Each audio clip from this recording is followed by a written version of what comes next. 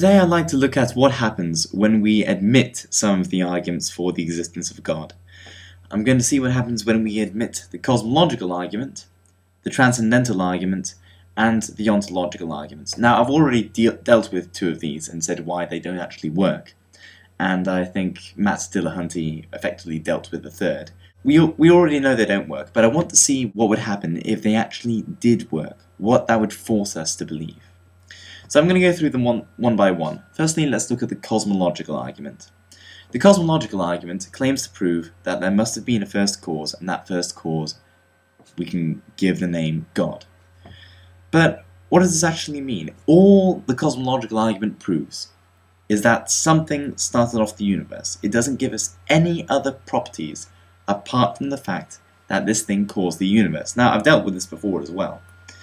But it's interesting to note that this argument doesn't give us anything worth worshipping. It doesn't give us a being. It doesn't give us any properties which indicate that this being is moral, that it cares about us, that we are even significant in its eyes. So that's the cosmological argument. Let's look at the ontological argument. Now, what this argument gives us in its best form, all perfections aside because they don't work, I'm talking about the best form of it. All this argument gives us as its conclusion is that there is a necessary being. That's all it gives us. This being is basically the same as the first cause. We have no other properties to ascribe this being apart from the fact that it's necessary, that it is uncaused. There is once again nothing to say that this being has any moral properties, that it can even see us, that it cares about us, that we are significant in any way in its mind, if it has a mind. And something very similar goes for the transcendental argument.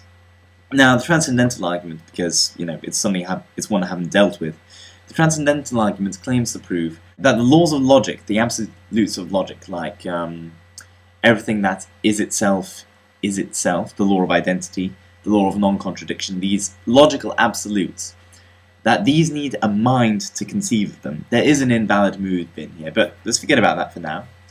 The laws of logic need a mind to conceive of them. So let's concede this. Let's concede that there is this great mind that conceived of the laws of logic and made them.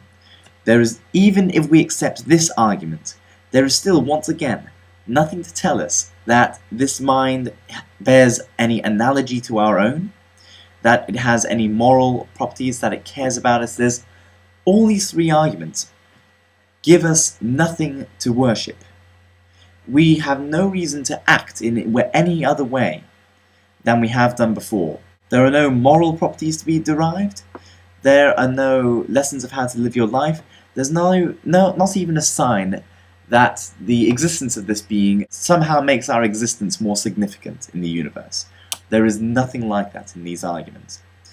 So, it's quite odd when you think about it, to hear members of different religions using these arguments. What do they possibly hope to achieve? These arguments are not used to make someone believe that there is a first cause, to make someone accept that there is a mind which bears no analogy to our own, or to even accept there's a necessary being.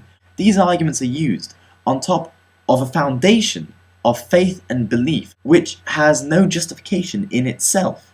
Or if it does, it comes from another set of arguments which I'm not going to go into right now. But one thing that is certain is that this foundation does not and cannot derive from these a priori arguments.